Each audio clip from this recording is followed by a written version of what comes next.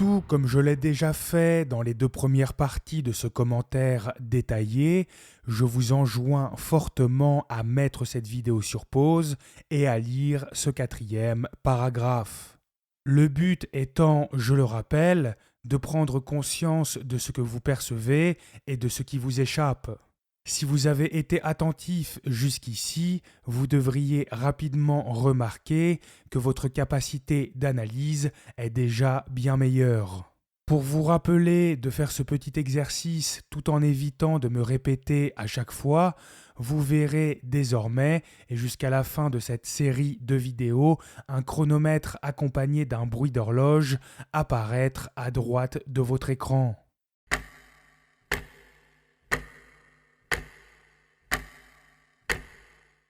Paragraphe 4. Liberté des groupes religieux. La liberté ou absence de toute contrainte en matière religieuse qui revient aux individus doit aussi leur être reconnue lorsqu'ils agissent ensemble.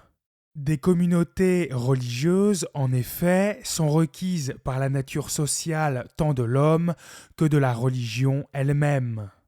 La première chose que nous remarquons dans cet extrait est que l'expression « absence de toute contrainte » est une fois de plus employée comme un synonyme de liberté religieuse. Il est bien écrit « la liberté ou absence de toute contrainte en matière religieuse ». Aucun doute ne saurait de ce fait subsister quant à l'interchangeabilité de ces deux locutions. Nous constatons ensuite, toujours dans ce passage, que la nature sociale de l'homme est à nouveau utilisée comme prétexte afin de justifier le libéralisme moral le plus débridé. La nature humaine est uniquement faite pour le bien et n'exige certainement pas de pouvoir se vautrer dans le mal. C'est pourtant bien ce qu'affirme le conciliabule Vatican II, puisqu'en prétendant que l'homme aurait, du fait de sa nature sociale, besoin d'appartenir à une communauté religieuse quelle qu'elle soit, il fait de l'adhésion à l'hérésie et de la pratique du vice une nécessité pour l'être humain. Il est, après cela, fait mention de la nature sociale de la religion elle-même. En englobant tous les cultes indistinctement dans l'expression « la religion », l'Église conciliaire ne peut définitivement pas s'appuyer sur la véracité des fausses doctrines pour justifier leur libre exercice. Elle prétend par conséquent que les cultes fallacieux, qui seraient par ailleurs, je le rappelle, des biens spirituels, seraient en droit d'exister et d'être propagés dans la sphère publique pour la simple et unique raison qu'ils seraient pourvus d'une composante sociale.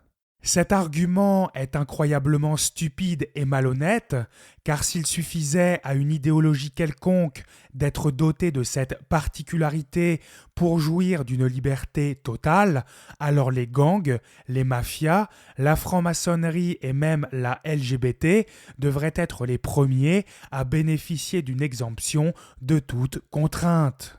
En effet, toutes ces organisations criminelles, ainsi que leurs membres respectifs, possèdent tous une nature sociale.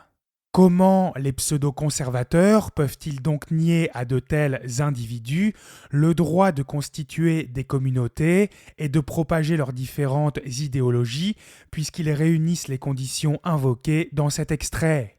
La nécessité de préserver l'ordre public pourrait certes permettre de nier les prérogatives précitées aux gangs et aux mafias, mais certainement pas à la franc-maçonnerie ou à la LGBT, dont les revendications peuvent tout à fait s'inscrire dans l'ordre public subjectif expressément voulu par Vatican II. Dans la mesure où le principe existentiel de la liberté religieuse, c'est-à-dire celui sans lequel elle ne pourrait subsister, consiste dans le fait de pouvoir violer la loi divine en toute impunité, rien, si ce n'est une décision purement arbitraire, ne permettrait dès lors à l'État de discriminer certaines doctrines et d'en favoriser d'autres. Ne sont donc que de sombres hypocrites, les catholiques conciliaires qui invoquent la morale objective pour refuser à la LGBT le droit inviolable et suprême de fonder des communautés dans la sphère publique et de propager son abominable idéologie. De plus, si certains pseudo-conservateurs croient pouvoir bafouer la dignité conciliaire des adeptes de la LGBT au motif qu'ils ne s'inscriraient pas dans un cadre religieux, qu'ils sachent donc qu'il existe des cultes protestants homosexualistes clamant honorer non pas des idoles, mais la très sainte Trinité elle-même. Par conséquent, ces paroisses impies ne devraient pas, selon Dignitatis Humanae, être empêchées de manifester l'efficacité singulière de leur doctrine faussement chrétienne, de construire des édifices religieux, de former des ministres, etc.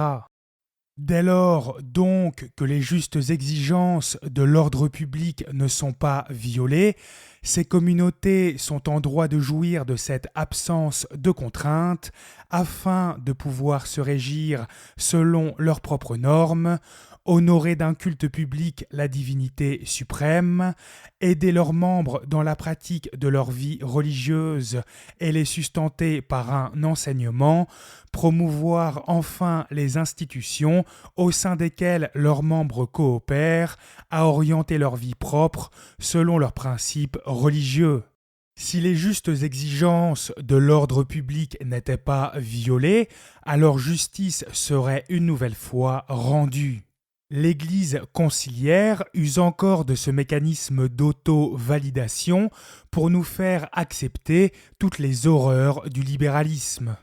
Quiconque est de bonne foi se rendra pourtant aisément compte que cet extrait est un non-sens absolu. Il affirme que toute communauté religieuse serait en droit de faire ce que le magistère de l'Église a déclaré immoral, tant qu'elle respecterait la morale objective. Aucune autre interprétation de ce passage n'est possible, puisque le paragraphe 7 de cette même déclaration, souvenez-vous, nous enseigne que le respect de l'ordre moral objectif entrerait dans la définition de l'ordre public. Seul un pseudo-conservateur est incapable de comprendre que nous sommes face à une contradiction insoluble. Voyez à présent que l'expression absence de contrainte est ici très clairement définie comme un ensemble de droits précis.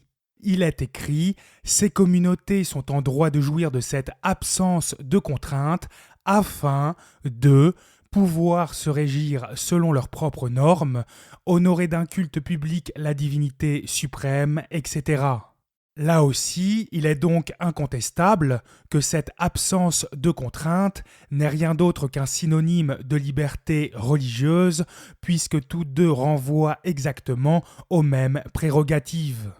L'homme, nous est-il ensuite dit, aurait le droit inviolable et suprême de se régir selon ses propres normes, c'est-à-dire de vivre en faisant ouvertement fi des normes morales établies par l'Église, et ce même en trahissant sa conscience.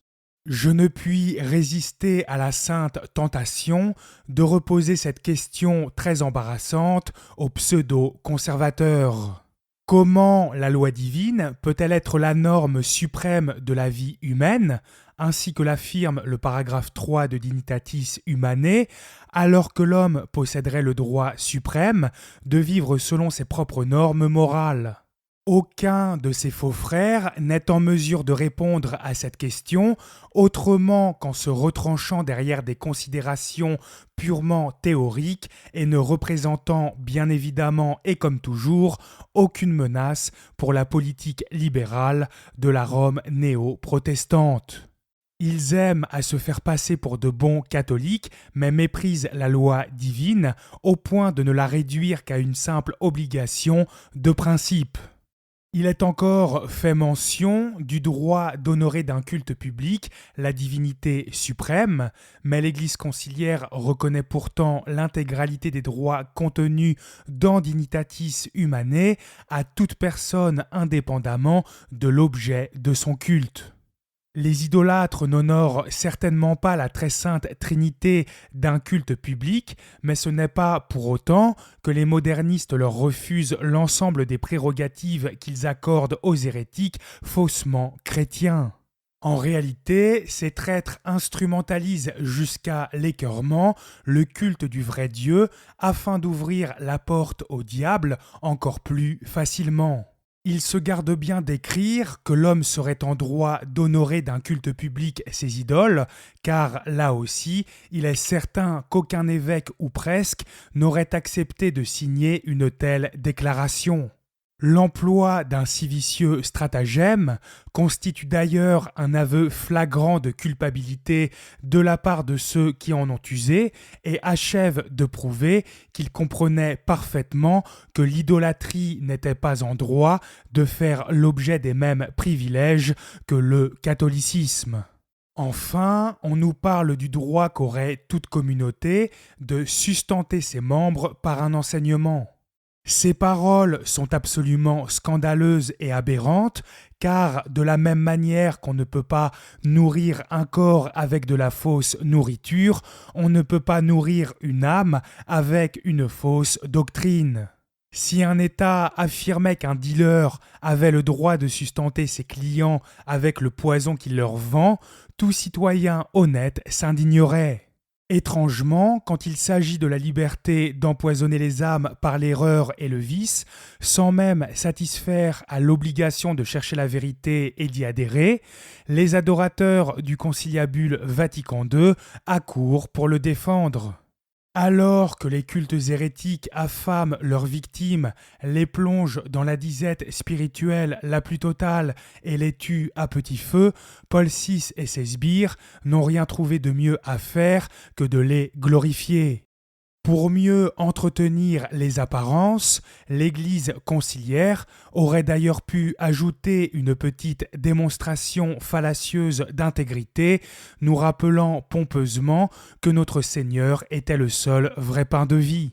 Ces dindons de la farce que sont les pseudo-conservateurs se seraient ensuite jetés dessus pour nous contredire. Mais non, pas du tout. L'Église conciliaire ne dit pas que les fausses religions sont une nourriture pour l'âme. La preuve, il est écrit que Jésus-Christ est le seul vrai pain de vie.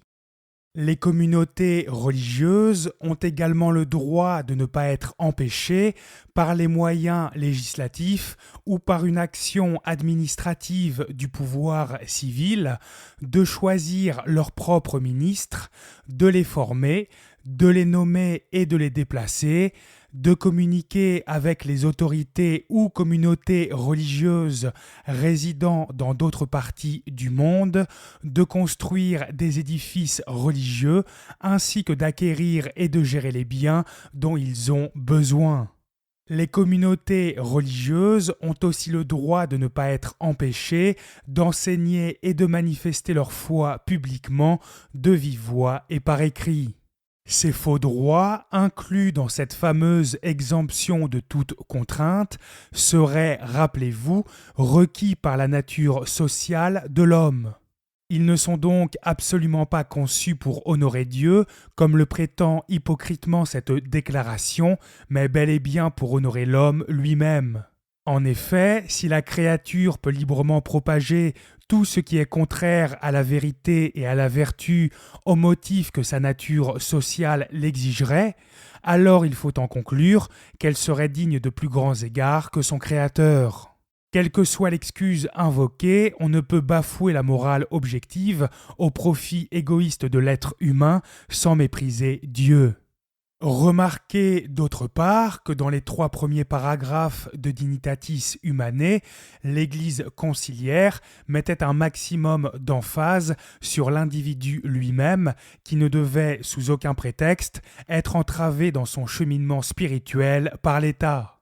Droit d'agir selon ses propres options, de chercher la vérité en employant les moyens appropriés, d'agir selon sa conscience, de s'éduquer, etc.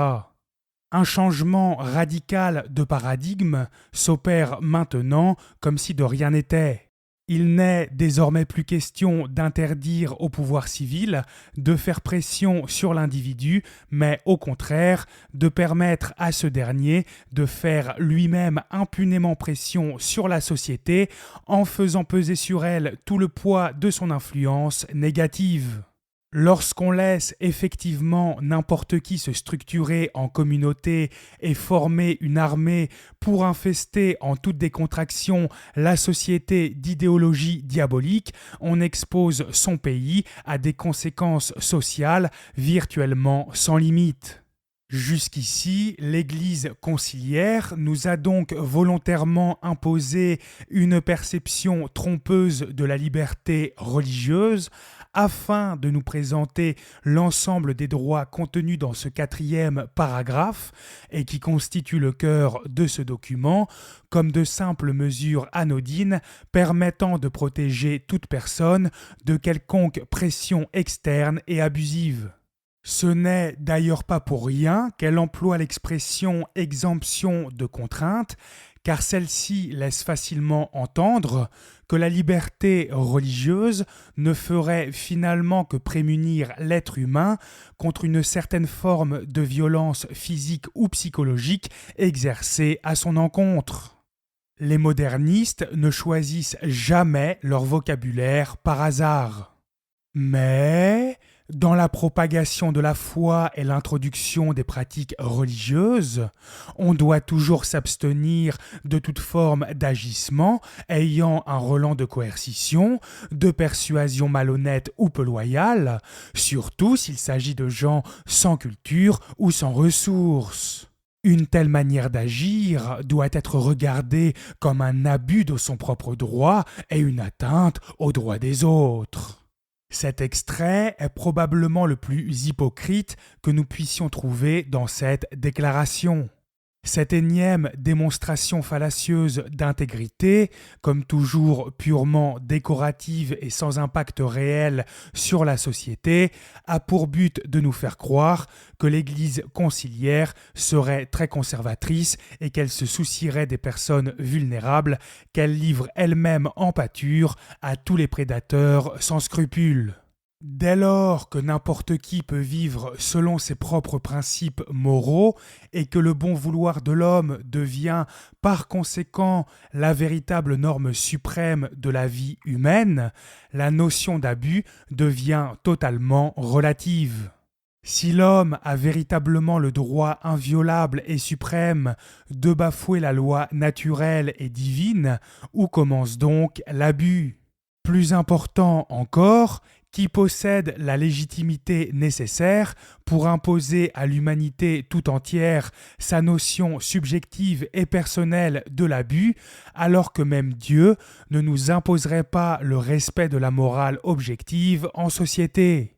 Enfin, comment voulez-vous réprimer qui que ce soit alors que le premier quidam venu aurait le droit, toujours inviolable et suprême, de manifester l'efficacité singulière de n'importe quelle doctrine auprès de gens sans culture et sans ressources, même s'il ne satisfait pas à l'obligation de chercher la vérité et d'y adhérer.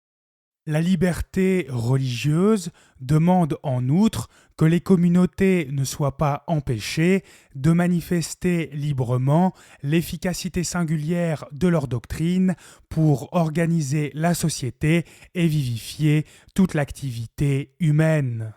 Vous ne connaissez désormais que trop bien cette phrase que j'ai abondamment citée, il est donc inutile de revenir dessus. La nature sociale de l'homme, enfin, ainsi que le caractère même de la religion, fondent le droit qu'ont les hommes, mus par leurs sentiments religieux, de tenir librement des réunions ou de constituer des associations éducatives, culturelles, caritatives et sociales. Au cas où cela ne serait pas suffisamment clair, l'Église conciliaire nous assure une nouvelle fois que la nature sociale de l'homme et des fausses religions elles-mêmes fonderait le pseudo-droit qu'auraient les infidèles de propager tout et n'importe quoi à travers tout type de structures, y compris celles qui n'ont aucun rapport direct avec le domaine religieux. Comme nous venons de le voir, la liberté de culte encensée par Vatican II n'est aucunement nécessaire pour satisfaire les besoins humains d'ordre social. Toute personne pourrait tout à fait avoir une vie sociale épanouie dans un pays où seule la religion catholique aurait droit à la liberté religieuse. En permettant à n'importe qui de constituer des associations en tout genre, la secte moderniste choisit maintenant de passer d'un abus déjà extrême à un abus absolument total. Même en partant du postulat que les fausses religions seraient nécessaires aux infidèles pour des raisons de socialité, se réunir au sein de leurs édifices religieux, qu'ils pourraient déjà construire librement, serait plus que suffisant. En bornant le droit de ces individus à une telle disposition, l'Église conciliaire aurait par ailleurs opéré une réelle différence entre la vérité et l'erreur. Bien que cette différence aurait été plus que négligeable, il n'aurait déjà plus été question d'une distinction purement théorique, mais bel et bien concrète. Hélas, la secte moderniste refuse le moindre privilège à la vraie religion et préfère donner à tous les moyens nécessaires de faire du prosélytisme aussi agressif que possible. Ce libéralisme plus que superflu achève de prouver qu'il existait bien chez Paul VI une volonté d'institutionnaliser l'indifférentisme le plus total et d'œuvrer à la perte des âmes.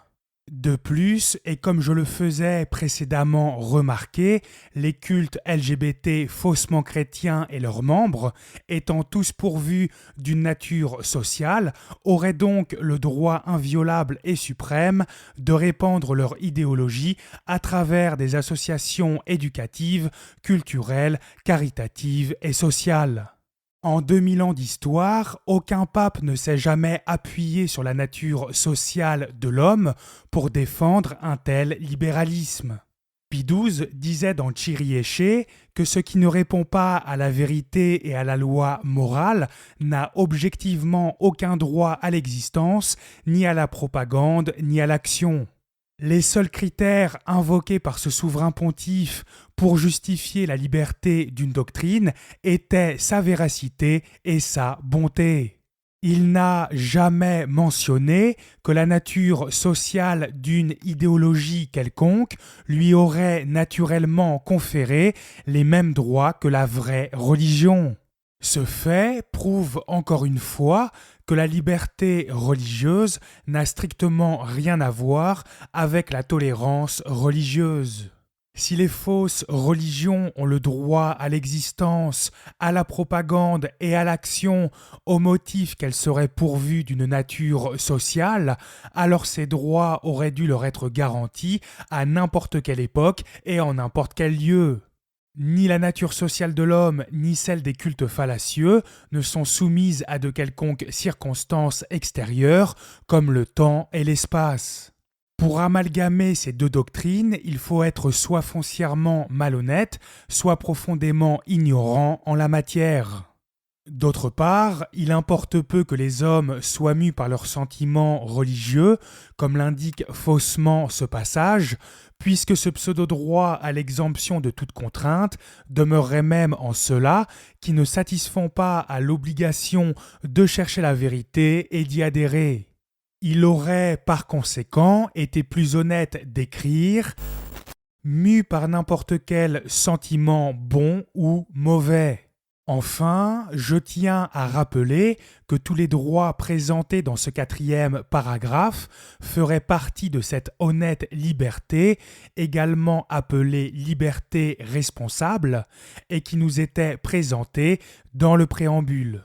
La secte moderniste considère donc qu'user de son influence pour pervertir autant que faire se peut la société et éloigner les âmes du catholicisme ne serait ni plus ni moins que l'expression de l'honnêteté et de la responsabilité.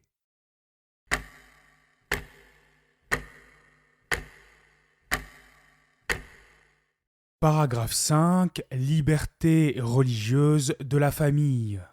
Chaque famille, en tant que société jouissant d'un droit propre et primordial, a le droit d'organiser librement sa vie religieuse à la maison sous la direction des parents. Il est vrai que la famille constitue une micro-société, mais elle n'est pas pour autant entièrement indépendante. Elle ne peut certainement pas vivre selon la conception du bien et du mal de son choix, de manière absolue, sans que les pouvoirs publics et l'Église n'aient leur mot à dire. La sphère privée ne saurait en aucun cas être considérée comme un sanctuaire impénétrable dans lequel n'importe qui serait libre de faire n'importe quoi dans l'impunité la plus totale. Vous le savez désormais, Dignitatis Humanae permet en théorie que les pires abominations possibles aient lieu dans la sphère publique puisque les limites à la liberté religieuse sont virtuellement inexistantes. Cette doctrine, ne faisant plus reposer la moralité publique que sur le consensus collectif, ne met de frein à la folie humaine que dans la mesure où l'être humain lui-même le veut bien. En conséquence de quoi, la prostitution sacrée, les sacrifices humains et bien d'autres choses encore pourraient tout à fait se dérouler avec la bénédiction du conciliabule Vatican II dans la sphère privée. Si de telles choses sont licites en société, elles ne peuvent logiquement que l'être dans l'intimité. Sachant de plus que le consensus collectif n'a aucun droit de regard sur ce qui se passe dans les foyers, après avoir pris soin d'abroger la morale objective, il n'existerait donc plus la moindre limite à ce que la liberté religieuse permettrait. Les pseudo-conservateurs, qui ont fait du déni de la réalité le socle de leur existence, chercheront comme toujours à nier l'évidence. En admettant une telle chose, ils seraient aussi vite démasqués et ne pourraient plus protéger leur secte. Si la vérité est de leur côté, qu'ils répondent alors à cette simple question. Puisque la liberté religieuse permet, de par sa nature même, à n'importe qui de violer la morale objective, sur quoi reposeraient les limites qui seraient imposées à la famille dans le cadre privé ? Ces faux frères ne peuvent pas s'appuyer sur la loi naturelle, puisqu'ils approuvent la libre propagation de cultes bafouant cette même loi. Ils ne peuvent pas non plus invoquer l'ordre public, puisque par définition, ce qui se passe dans l'intimité n'interfère pas avec l'ordre public. Le chef de famille, ou tout du moins le consensus familial, serait donc roi dans son foyer et remplacerait le consensus collectif, là où ce dernier n'aurait pas son mot à dire. La liberté religieuse permet donc bien, en théorie, de mépriser la morale objective sans la moindre limite et de commettre les pires atrocités dans le cadre familial et privé. À ceux-ci revient le droit de décider selon leurs propres convictions religieuses de la formation religieuse à donner à leurs enfants. Étant entendu qu'une famille, même dans la sphère privée, ne peut pas impunément s'affranchir des lois qui régissent la société, il nous faut maintenant nous pencher sur les relations interpersonnelles entre parents et enfants. Pour ce faire, appuyons-nous sur l'encyclique Divini Ilius Magistri de Pie XI. En premier lieu, la mission éducatrice de la famille concorde admirablement avec celle de l'Église, puisque toutes deux procèdent de Dieu d'une manière toute pareille. En effet, dans l'ordre naturel, Dieu communique immédiatement à la famille la fécondité, principe de vie, donc principe du droit de former à la vie, en même temps que l'autorité, principe d'ordre. Le docteur Angélique dit avec son habituelle clarté de pensée et sa précision de style: le père, selon la chair, participe d'une manière particulière à la notion de principe qui, dans son universalité, se trouve en Dieu. Le père est principe de la génération, de l'éducation et de la discipline et de tout ce qui se rapporte au perfectionnement de la vie humaine. La famille reçoit donc immédiatement du Créateur la mission et conséquemment le droit de donner l'éducation à l'enfant, droit inaliénable parce qu'inséparablement uni au strict devoir corrélatif, droit antérieur à n'importe quel droit de la société civile et de l'État, donc inviolable par quelque puissance terrestre que ce soit. De cette inviolabilité, le docteur Angélique donne la raison. Le Fils, en effet, dit-il, est par nature quelque chose du Père. Il s'ensuit que, de droit naturel, le Fils, avant l'usage de la raison, est sous la garde de son Père. Ce serait donc aller contre la justice naturelle si l'enfant, avant l'usage de la raison, était soustrait aux soins de ses parents ou si l'on disposait de lui en quelque façon contre leur volonté. Et puisque les parents ont l'obligation de donner leurs soins à l'enfant jusqu'à ce que celui-ci soit en mesure de se suffire, il faut admettre qu'il conserve aussi longtemps le même droit inviolable sur son éducation. La nature, en effet, poursuit le docteur Angélique, ne vise pas seulement à la génération de l'enfant, mais aussi à son développement et à son progrès pour l'amener à l'état parfait de l'homme en tant qu'homme, c'est-à-dire à l'état de vertu. Effectivement, les parents, et plus particulièrement le père, reçoivent de Dieu l'autorité sur leurs enfants. Ce droit, précise Pie XI, est un droit inviolable. Il faut néanmoins bien comprendre qu'il n'est ici question que d'un droit s'inscrivant dans le respect de la morale objective et certainement pas d'une permission de pervertir sa propre progéniture. C'est précisément pourquoi Pie XI parle de mission éducatrice et qu'il reprend également à son compte les propos du docteur Angélique, c'est-à-dire de saint Thomas d'Aquin, précisant que ce droit inviolable sur l'éducation de l'enfant vise à son développement et à son progrès pour l'amener à l'état parfait de l'homme en tant qu'homme, c'est-à-dire à l'état de vertu. Un droit inviolable consistant à amener son enfant à l'état de vertu n'a absolument rien à voir avec le droit inviolable de corrompre la conscience morale de ce dernier. Pie XI nous dit ensuite « Partant, la sagesse juridique de l'Église s'exprime-t-elle sur ce sujet avec précision, clarté et entière plénitude de sens dans le code du droit canonique ?» Les parents ont la très grave obligation de veiller, selon tout leur pouvoir, à l'éducation tant religieuse et morale que physique et civique de leurs enfants.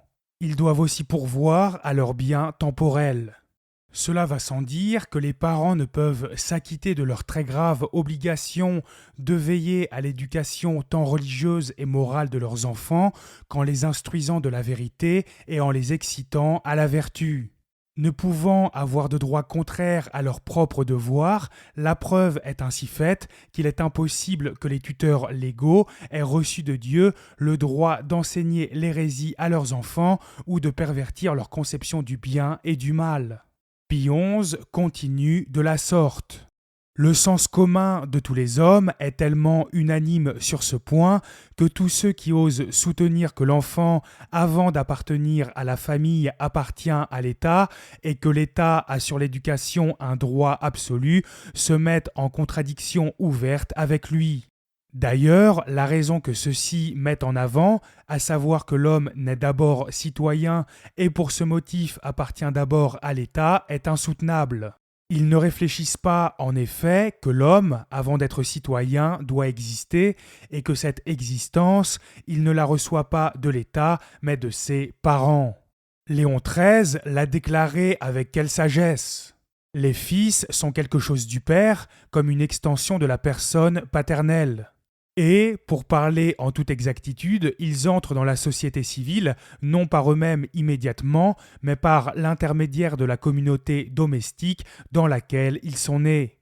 Ainsi donc, dit encore Léon XIII dans la même encyclique, le pouvoir du père est de telle nature qu'il ne peut être ni supprimé ni absorbé par l'État parce qu'il a avec la vie humaine elle-même un principe commun. Ce passage ne concerne pas directement la liberté religieuse, mais celui-ci, en nous informant du contexte dans lequel cette encyclique fut rédigée, nous fournit une information précieuse. Pie XI n'invoque à aucun moment le droit des parents dans le but de sacraliser une fausse dignité d'inspiration maçonnique, donnant à n'importe qui le droit de corrompre ses rejetons et de propager n'importe quoi dans la société. Bien au contraire, ce souverain pontife en appelle à l'autorité parentale afin de défendre la famille des États qui tentaient de s'accaparer le contrôle de l'éducation de la jeunesse pour mieux la corrompre eux-mêmes. La preuve en est que Pie XI, toujours dans la même encyclique, affirme peu après la chose suivante. Il ne suit pas de là que le droit à l'éducation des enfants soit chez les parents absolu ou arbitraire, car il reste inséparablement subordonné à la fin dernière et à la loi naturelle et divine, comme le déclare Léon XIII encore dans une autre mémorable encyclique sur les principaux devoirs des citoyens, où il donne en résumé la somme des droits et des devoirs des parents. De par la nature, les parents ont le droit de former leurs enfants, mais ils ont en plus le devoir de mettre leur instruction et leur éducation en parfait accord avec la fin pour laquelle ils les ont reçus par un bienfait de Dieu. Les parents doivent donc employer toute leur force et une persévérante énergie à repousser tout genre d'injustice en cet ordre de choses, à faire reconnaître d'une manière absolue le droit qu'ils ont d'élever leurs enfants chrétiennement, comme c'est leur devoir, et le droit surtout de les refuser à ces écoles dans lesquelles il y a péril qu'ils ne boivent le funeste poison de l'impiété. Pie XI affirme que le droit des parents à l'éducation des enfants n'est ni absolu ni arbitraire, mais qu'il reste inséparablement subordonné à la fin dernière, c'est-à-dire au salut de l'âme et à la loi naturelle et divine. L'enseignement du magistère n'a donc rien à voir avec le conciliabule Vatican II qui prétendait, rappelez-vous, dans Gravissimum Educationis au paragraphe 7, que les parents avaient le droit d'éduquer leurs enfants selon leurs propres principes moraux et religieux, avec toutes les funestes conséquences que de tels actes entraînent irrémédiablement. Mais encore, tout en s'appuyant sur son prédécesseur Léon XIII, Pie XI résume la somme des droits et des devoirs des parents.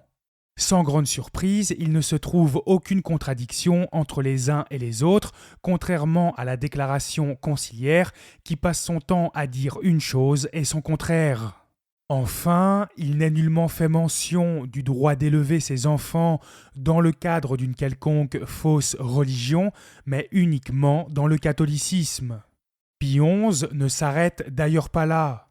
Et en effet, bien que l'Église, consciente comme elle l'est de sa mission divine universelle et de l'obligation qu'ont tous les hommes de pratiquer l'unique vraie religion, ne se lasse pas de revendiquer pour elle le droit et de rappeler aux parents leur devoir de faire baptiser et d'élever chrétiennement les enfants de parents catholiques, elle reste cependant si jalouse de l'inviolabilité du droit naturel de la famille en matière d'éducation qu'elle ne consent pas, sinon sous des conditions et garanties déterminées, à baptiser les enfants d'infidèles ou à disposer de leur éducation de quelque manière que ce soit contre la volonté de leurs parents, aussi longtemps que les enfants ne peuvent se déterminer d'eux-mêmes à embrasser librement la foi. L'Église, nous dit Pie XI, est si jalouse de l'inviolabilité du droit naturel de la famille en matière d'éducation qu'elle ne consent pas, sinon sous des conditions et garanties déterminées, à baptiser les enfants d'infidèles ou à disposer de leur éducation contre la volonté de leurs parents. Nous sommes donc logiquement amenés à nous demander quels sont ces cas exceptionnels où il est licite de passer outre l'autorité des tuteurs légaux. Pour le savoir, il nous suffit de nous rapporter à la note qui accompagne cet extrait. Celle-ci nous renvoie à deux références distinctes. La première est un extrait du Code de droit canonique de 1917 dans lequel nous lisons L'enfant des infidèles est baptisé licitement, même contre le gré des parents, lorsque son état de santé est tel qu'on peut prévoir raisonnablement qu'il mourra avant d'atteindre l'âge de raison. Alors que la quasi-totalité des catholiques conciliaires, adeptes d'une fausse charité aussi mondaine que diabolique, condamneraient sans hésitation le baptême d'un enfant mourant réalisé sans l'accord de ses parents, l'Église catholique nous enseigne qu'une telle chose est non seulement licite, mais parfaitement souhaitable. Une telle disposition ne fait que refléter la foi de nos ancêtres, car comme l'enseigne le catéchisme du Concile de Trente, chapitre 16, paragraphe 1, il n'y a pas d'autre moyen de procurer le salut aux petits-enfants que le baptême. Dans ce contexte si particulier, l'Église ne se soucie pas le moins du monde de la sensibilité religieuse des parents. Leur ressenti personnel et subjectif n'a à ses yeux aucune valeur face à la perspective des limbes éternelles auxquelles se retrouvent confrontés les enfants mourants. C'est précisément pourquoi notre Sainte Mère ne considère que le sort de ces petits innocents et décide de suppléer à la défaillance de leurs géniteurs. Cet extrait du Code de droit canonique de 1917 nous dit ensuite: en dehors du péril de mort et à condition qu'il soit pourvu à son éducation catholique, l'enfant des infidèles est baptisé licitement, premièrement, si les parents ou tuteurs ou l'un d'eux au moins consentent. Deuxièmement, si les parents, c'est-à-dire le père, la mère, le grand-père, la grand-mère, les tuteurs font défaut ou ont perdu tout droit sur l'enfant ou s'ils sont dans l'impossibilité d'exercer leurs droits.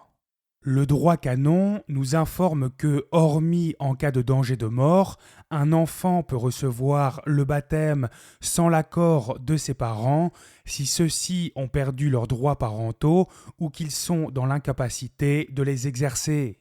Certains argueront que, dans un tel cas de figure, il ne s'agit nullement de passer outre le droit naturel des tuteurs légaux à éduquer leurs rejetons, mais simplement de prendre ces derniers en charge après qu'ils se soient retrouvés orphelins d'autorité. Cela est tout à fait exact, mais le droit canon nous montre encore une fois que l'Église ne se soucie nullement de la sensibilité religieuse de parents dont le souhait serait pourtant facilement connaissable. Que l'on ne tienne pas compte de l'opinion de ceux qui ont perdu leurs droits parentaux pour des raisons légitimes, violence, alcoolisme, etc., est une chose, mais ignorer la volonté de ceux qui ne peuvent pas accomplir leurs devoirs pour des raisons indépendantes de leur volonté, prisonniers de guerre, maladies invalidantes, etc., en est une autre. Le droit canonique ne fait pourtant aucune différence entre ces deux cas de figure, car, au risque de me répéter, l'Église ne se soucie que du bien de l'enfant. Cacher la vérité à ce dernier et le priver d'une éducation chrétienne pour le seul contentement de ses parents infidèles, alors que son âme est en jeu, serait un acte parfaitement criminel et indigne de tout chrétien. Jetons maintenant un coup d'œil à la deuxième référence attachée à l'extrait de l'encyclique Divini Ilius Magistri sur lequel nous nous sommes arrêtés. Il s'agit d'un article de la Somme théologique de saint Thomas d'Aquin dans lequel il est écrit: en effet, par nature, le Fils est quelque chose du Père. Et d'abord, il n'est même pas distinct de ses parents corporellement, aussi longtemps qu'il est contenu dans le sein de sa mère. Mais ensuite, alors même qu'il en est sorti, tant qu'il n'a pas l'usage du libre arbitre, il reste enfermé sous la tutelle des parents comme dans un sein spirituel. Car aussi longtemps que l'enfant n'a pas l'usage de la raison, il ne diffère pas de l'animal sans raison. Aussi, de même qu'un bœuf ou un cheval appartient en droit civil à quelqu'un qui s'en sert quand il veut, de même est-il de droit naturel que le fils, avant d'avoir l'usage de la raison, demeure sous la tutelle du père. Il serait donc contraire à la justice naturelle que l'enfant, avant d'avoir l'usage de la raison, soit soustrait à la tutelle de ses parents ou qu'une disposition soit prise à son sujet malgré les parents. Mais après qu'il commence à avoir l'usage du libre arbitre, il commence à être lui-même et il peut, dans ce qui est de droit divin ou naturel, se gouverner.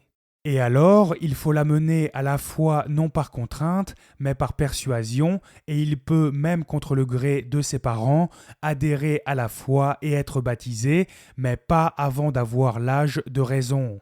Saint Thomas commence par énoncer une vérité que nous avons déjà établie, à savoir que les parents ont le droit naturel d'éduquer leurs enfants.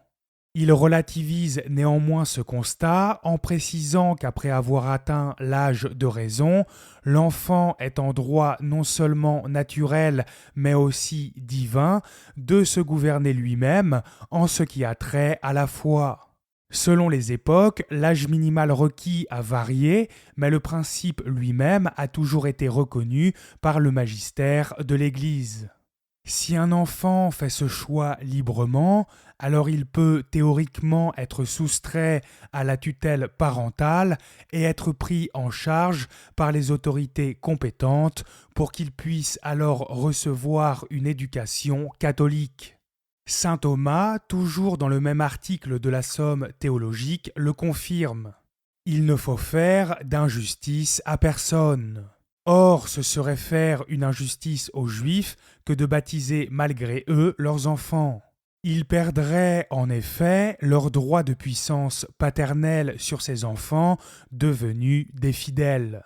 On ne doit donc pas baptiser des enfants contre le gré de leurs parents. Pour réfuter l'idée qu'un enfant n'ayant pas encore atteint l'âge de raison puisse licitement être baptisé sans l'accord de ses parents, abstraction faite du cas de péril de mort imminente, saint Thomas invoque le fait qu'un infidèle ne peut pas avoir autorité sur un fidèle. La grâce surnaturelle du baptême étant supérieure au droit naturel des parents non baptisés, ceux-ci perdraient automatiquement tout droit à l'éducation de leurs enfants après qu'ils eurent rejoint la communion des saints. La Sainte Église catholique n'a d'ailleurs jamais rougi d'agir de la sorte, comme l'atteste si bien le cas le plus célèbre en la matière, l'affaire Mortara. En Italie, à Bologne, dans les États pontificaux, naquit le petit Edgardo Mortara le 27 août 1851. Malade et proche de mourir, celui-ci fut secrètement baptisé par sa nourrice. Contre toute attente, l'enfant recouvra alors la santé et put grandir normalement. Ce n'est que 6 ans plus tard que sa nourrice révéla les dispositions qu'elle avait prises à l'égard du garçonnet. La police pontificale, elle-même accompagnée des forces de l'ordre séculière, fit alors irruption chez la famille Mortara pour réclamer qu'on leur livre le jeune Edgardo. Malgré les vives protestations des parents et le retentissement international que connut l'affaire, Pie IX resta inflexible. Il déclara en 1865 « J'avais le droit et l'obligation de faire pour ce garçon ce que j'ai fait, et si c'était à refaire, je le referais. » Finalement, la tournure des événements vint faire le bonheur d'Edgardo. À une délégation de notables juifs venus le rencontrer en 1859, alors âgé de 8 ans, il tint les propos suivants. « Je ne m'intéresse à rien de ce qu'en pense le monde. » Il écrivit plus tard dans ses mémoires « Lorsque j'ai été adopté par Pie IX, tout le monde criait que j'étais une victime, un martyr des Jésuites. » Mais en dépit de tout cela, je remercie la Providence qui m'avait ramené à la vraie famille de Jésus-Christ. Je vivais heureusement à Saint-Pierre-aux-Liens et l'Église manifestait ses droits sur mon humble personne en dépit de l'empereur Napoléon III, de Cavour et des autres grands personnages de la terre. Que reste-t-il de tout cela ? Seulement l'héroïque Non Possumus du grand pape de l'Immaculée Conception. Edgardo Mortara appela donc héroïque le souverain pontife qui le retira à ses propres parents, tant il fut conscient et reconnaissant de la chance qui lui avait été offerte. Après une sainte vie menée en tant que prêtre pour la gloire de Dieu et le salut des âmes, il mourut en paix et partit rejoindre son Seigneur qu'il avait tant aimé. D'autres affaires de ce type ont également existé. Montel, Finali, Joseph Di Michele Cohen, Pamela Maroni, etc. Bien que toutes n'aient pas abouti à l'éducation catholique des enfants concernés en dehors de leur famille d'origine, pour des raisons politiques, l'Église a toujours été constante sur ce point. Déjà en 1747, dans la bulle Postremomense, le pape Benoît XIV rappelait qu'une fois baptisé, un enfant ne pouvait plus être élevé par des infidèles. Pie XI nous dit ensuite: pareillement, c'est le devoir de l'État de protéger le même droit de l'enfant dans le cas où il y aurait déficience physique ou morale chez les parents par défaut, par incapacité ou par indignité. Le droit, en effet, qu'ils ont de former leurs enfants, comme nous l'avons déclaré plus haut, n'est ni absolu ni arbitraire, mais dépendant de la loi naturelle et divine. Il est donc soumis au jugement et à l'autorité de l'Église, et aussi à la vigilance et à la protection juridique de l'État en ce qui regarde le bien commun. Et de plus, la famille n'est pas une société parfaite qui possède en elle-même tous les moyens nécessaires à son perfectionnement. En pareil cas, exceptionnel du reste, l'État ne se substitue assurément pas à la famille, mais il supplée à ce qui lui manque et y pourvoit par des moyens appropriés, toujours en conformité avec les droits naturels de l'enfant et les droits surnaturels de l'Église. Pie XI insiste une nouvelle fois sur le fait que le droit naturel des parents à l'éducation des enfants n'est ni absolu ni arbitraire, mais qu'il dépend entièrement de la loi naturelle et divine. Il ajoute encore que ce même droit est soumis au jugement et à l'autorité de l'Église, ainsi qu'à la vigilance et à la protection de l'État. Cela signifie donc que les pouvoirs ecclésiastiques et étatiques sont en droit d'intervenir lorsque les tuteurs légaux éduquent les âmes qui leur sont à charge en bafouant la loi naturelle et divine. Les païens eux-mêmes reconnaissent sans difficulté le fait que des enfants soient retirés à leurs parents pour cause de mauvais traitements ou encore, par exemple, pour consommation excessive d'alcool ou de produits stupéfiants. Ayant le grave devoir de prendre en considération la perspective de l'enfer éternel, il est parfaitement naturel que l'Église inclue dans la liste des motifs légitimant une déchéance de droits parentaux certains critères d'ordre religieux. On ne peut, bien entendu, soustraire des enfants à leurs parents dès qu'ils s'écartent du droit chemin. Si le principe de tolérance est parfois nécessaire en société, il l'est d'autant plus dans le cadre familial. Pour qu'un enfant soit licitement retiré à ses tuteurs légaux, il est donc indispensable qu'un tel acte soit la source d'un plus grand bien pour l'enfant ou qui lui permette d'éviter de plus grands maux. Or, être séparé de sa propre famille n'est pas une chose anodine. Pour qu'elle soit réellement profitable à l'enfant, il faut que l'impiété de ses parents soit très largement supérieure à ce que l'État a l'habitude de réprimer. C'est pourquoi les parents peuvent hélas régulièrement abuser de leurs droits naturels sans qu'ils ne soient inquiétés. En conclusion, l'enseignement de Pie XI nous prouve sans surprise qu'il n'existe absolument aucun droit d'inculquer des hérésies, des pratiques diaboliques et des mœurs infâmes à ses propres rejetons. Tout ce que l'on veut bien permettre en dehors de la loi naturelle et divine relève de la tolérance. Tolérance qui est, pour des raisons très spécifiques et que je viens d'étayer, nécessairement plus large qu'en société. Elle ne saurait, de ce fait, être instrumentalisée pour justifier un certain libéralisme moral décomplexé dans la sphère publique. C'est pourquoi le pouvoir civil doit leur reconnaître le droit de choisir en toute liberté les écoles ou autres moyens d'éducation, et cette liberté de choix ne doit pas fournir prétexte à leur imposer directement ou indirectement d'injustes charges.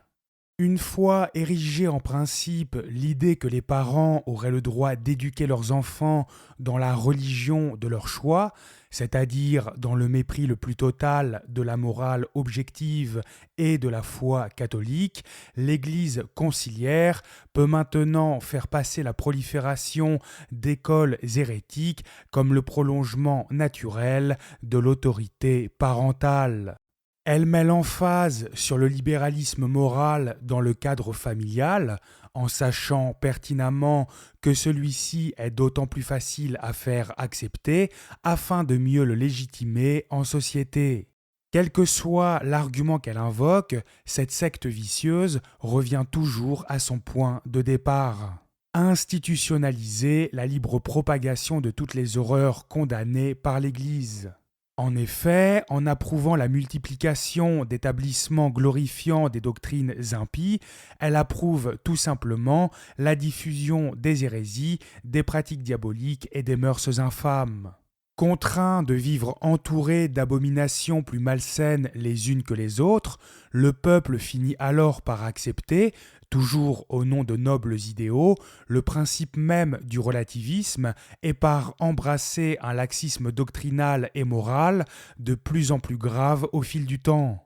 Si celui-ci trouve parfaitement normal de construire des écoles éloignant des générations entières de la vérité, pourquoi se rebellerait-il contre les constructions toujours plus nombreuses d'édifices religieux hérétiques et le prosélytisme mensonger ? Ouvrir la porte au libéralisme ne peut fatalement conduire qu'à son expansion dans toutes les strates de la société. En cas de réelle nécessité, la tolérance permet, comme de coutume, de contrevenir à ce principe, soit pour éviter de plus grands maux, soit pour obtenir ou conserver de plus grands biens. Néanmoins, en aucun cas, des établissements hérétiques ne peuvent voir le jour au nom de la dignité humaine ou pour le simple contentement de certains. Croire que l'État aurait le devoir de donner à des communautés étrangères, rejetant tout ce que nous sommes, les moyens de se structurer, de s'organiser et de former des générations entières, ne peut logiquement aboutir qu'à la destruction de la patrie et à l'anéantissement du christianisme. Pour être de bons chrétiens, nous devrions garantir aux infidèles le droit inviolable et suprême de former une société dans la société en propageant leurs propres principes moraux et religieux sur tout notre territoire. L'Église conciliaire, qui prétendait pourvoir aux besoins de la nature sociale de l'homme, mène en réalité la politique la plus antisociale qui puisse être. Elle œuvre jour après jour à la ruine de la cohésion et de l'identité nationale. Génération après génération, le gouffre culturel et moral qui s'installe dans le pays subissant les caprices de Paul VI et de ses funestes successeurs devient alors si abyssal que la société s'en retrouve totalement morcelée. En somme, la France du XXIe siècle est le parfait résultat de la politique menée par le Vatican depuis les années 1960. En outre, les droits des parents se trouvent violés lorsque les enfants sont contraints de suivre des cours ne répondant pas à la conviction religieuse des parents ou lorsqu'est imposée une forme unique d'éducation d'où toute formation religieuse est exclue. Au cours des siècles, l'Église contraignit régulièrement les Juifs à écouter le clergé prêcher, parfois même jusque dans leur propre synagogue. Bien que la pratique existait auparavant, elle fut officialisée en 1278 par le pape Nicolas III.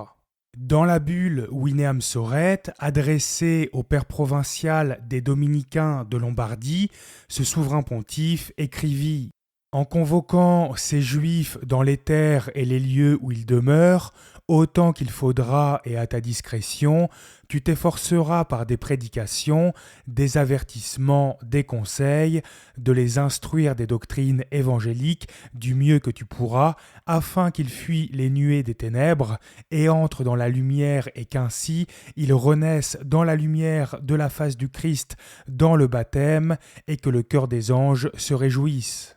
Ces prédications forcées durèrent presque 600 ans, du moins à partir de leur instauration officielle, et ne fut supprimée qu'en 1848 par Pie IX. Parmi ces Juifs, alors obligés d'écouter les sermons de nos clercs, se trouvaient, bien entendu, des enfants que les parents ne voulaient de toute évidence pas exposer à la doctrine catholique. Cet exemple prouve donc que le clergé se moquait éperdument de recueillir l'assentiment de ses infidèles. Il serait idiot de croire que l'Église conciliaire ne condamne ici qu'un prosélytisme prenant la forme de cours éducatifs. Ce qu'elle condamne en réalité, à travers cet extrait, c'est le prosélytisme lui-même auprès de mineurs d'un certain âge. Bien qu'il ne s'agissait pas à proprement parler de leçons de catéchisme, les prédications forcées prouvent en conséquence que contrairement à ce que prétend la secte moderniste, il est parfaitement licite de prêcher la doctrine catholique à de petits enfants sans l'approbation de leurs tuteurs légaux. Ce qui vaut pour la communauté juive étant valable pour tout autre, les droits des parents infidèles, quels qu'ils soient, ne sauraient ainsi être violés lorsque leurs enfants sont contraints de suivre des cours de religion catholique. Cela va sans dire que la forme doit être adaptée aux circonstances, mais aucun chrétien ne peut décemment condamner cette pratique en elle-même sans accuser l'Église d'avoir commis de nombreux méfaits. Nous pouvons encore démontrer d'une autre façon qu'il est parfaitement licite de partager notre foi avec de petits enfants sans le consentement de leurs parents infidèles. Même un catholique conciliaire qui tiendrait Mahomet pour un prophète reconnaîtrait sans peine qu'il serait tout à fait normal de passer outre la volonté de parents qui refuseraient que leurs enfants apprennent à lire et à écrire. La raison en est que l'enfant a le droit, mais surtout le besoin essentiel, d'apprendre ces choses-là. Il est donc parfaitement légitime de porter à la connaissance de ce dernier ce qu'il faut savoir de notre Seigneur Jésus-Christ par le moyen de la prédication que constituent les leçons de catéchisme, sans que ses tuteurs légaux ne puissent s'y opposer. L'enfant a effectivement le droit de connaître la vérité, d'autant plus que celle-ci est nécessaire à son salut. Si apprendre à lire et à écrire est fondamental, connaître le moyen de sauver son âme l'est encore bien davantage. Mais encore, rappelez-vous que l'encyclique Divini Ilius Magistri de Pie XI nous renvoyait à un article de saint Thomas dans lequel il était écrit que lorsque l'enfant commence à avoir l'usage du libre arbitre, il commence à être lui-même et il peut, dans ce qui est de droit divin ou naturel, se gouverner. L'Église nous enseigne ainsi que l'enfant peut et a donc logiquement le droit de faire ses propres choix en matière religieuse. Pareillement, et toujours dans le même article, saint Thomas disait encore que les enfants devaient être amenés à la foi non par contrainte mais par persuasion. Or, pour les persuader de devenir catholiques, il est tout d'abord nécessaire de leur faire découvrir le catholicisme. C'est pourquoi des cours de catéchisme obligatoires, c'est-à-dire sans le consentement de leur tuteur, sont la meilleure chose qui puisse leur arriver lorsque les conditions sociales et politiques le permettent. Hélas, en prétendant que le droit des parents se trouverait violé si leurs enfants étaient contraints de suivre des cours ne correspondant pas aux erreurs qu'ils affectionnent eux-mêmes, l'Église conciliaire piétine totalement le droit des enfants d'être instruits de la vérité. Elle les rend tributaires de leurs géniteurs et les empêche ainsi de faire leur choix en toute connaissance de cause. La secte moderniste glorifie une fausse liberté mondaine, mais refuse à de petits êtres encore perméables à la vérité l'exercice de leur droit le plus fondamental, qu'est l'usage éclairé du libre arbitre. Vatican II n'encense le libéralisme que lorsqu'il contribue à la destruction du christianisme et à la perte des âmes. Les rares aspects positifs que contient encore cette idéologie machiavélique sont ainsi balayés par des dispositions faussement charitables. Cette troisième partie s'achève enfin. Contrairement à ce que j'imaginais, je n'ai malheureusement pas été en mesure de terminer l'analyse de ce premier chapitre, car cette vidéo aurait été trop longue. J'ai donc pris la décision de traiter les paragraphes 6, 7 et 8 dans une prochaine vidéo. Cela signifie que le commentaire détaillé de Dignitatis Humanae ne comportera plus 6 mais 7 parties. Mieux vaut faire les choses correctement quand on veut creuser la tombe de cette immonde souillure qu'est l'Église conciliaire.